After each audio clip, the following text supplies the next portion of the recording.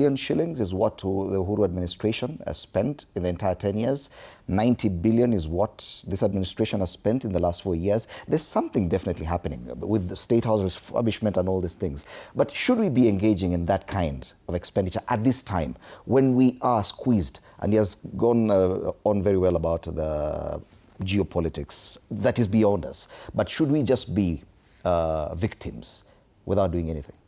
We will always remain victims. If it is geopolitics. No, we cannot forever be victims. Allow me to correct you that. Because we have to take charge of our own destiny. Right. And the moment you take that, c'est la vie, what will be, will be. Please, Meshack, throw it on.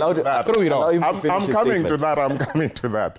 The reason why I'm saying that, Wakili, is Africa needs to work as Africa. We cannot remove ourselves as Kenya and elevate and go up there and achieve all those without the rest of Africa. For example, if we want to move away from this kind of conversation around fuel and everything, we must support people like Dangote to actually do the things they envision to do. And so we can have our own oil extracted from Africa, refined from Africa, and then the rest of Africa benefits from it. So if we have one in Nigeria, we have one in Angola, we have one in Mombasa and other parts of Africa, then the geopolitics can do their politics, but we will not always fall victim because we can take a stand as Africa and say, this is our stand on those issues you're discussing, and if you don't like it, then forget about us. We will survive within ourselves. But if we don't have those,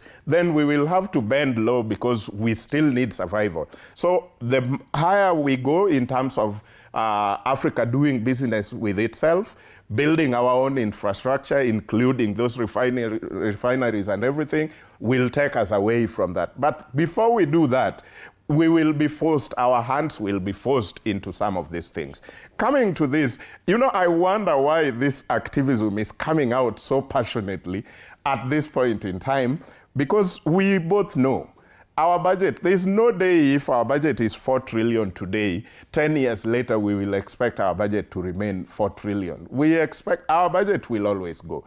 You can talk about the budgets of Moi, the budgets of Kibaki, the budgets of Uhuru. They are not the same. Uhuru did not repeat the budgets of Kibaki. He moved us to a place where we are. And now we are here and expecting that nothing should increase. The cost of living globally is increasing. Uhuru left us at some point, even with different kind of infrastructures that Kibaki left. So Ruto is supposed to take us somewhere else, both in terms of development, and that means even the budget will move. The big question should be, over the period of time from Moi to Kibaki to Uhuru and now to Ruto, how much of accountability measures have we put in place and is it working? Okay. That should be, to me, the biggest I'll use an example still of State House because I think that is one of the glaring things. Yeah. Even in this budget that we're still on, 2025-2026, the budget approved for State House at the beginning of the year was about 6 to 7 billion shillings. Yes. But before we come to the end of the year, that budget was doubled to about 17 billion shillings. What does that say about even our planning on expenditure? If at all there had been anything foreseen that State House would need a budget of 17 billion shillings, should then that have been discussed at the budget making process? It is our spending that is that there is a problem with. It is, but that is what takes us back. Are we really represented? Because that is the question Parliament should be discussing. Where is the president or executive getting this money that they are spending? Was it given by us in the budget? Was it appropriated by the committee and passed by the House?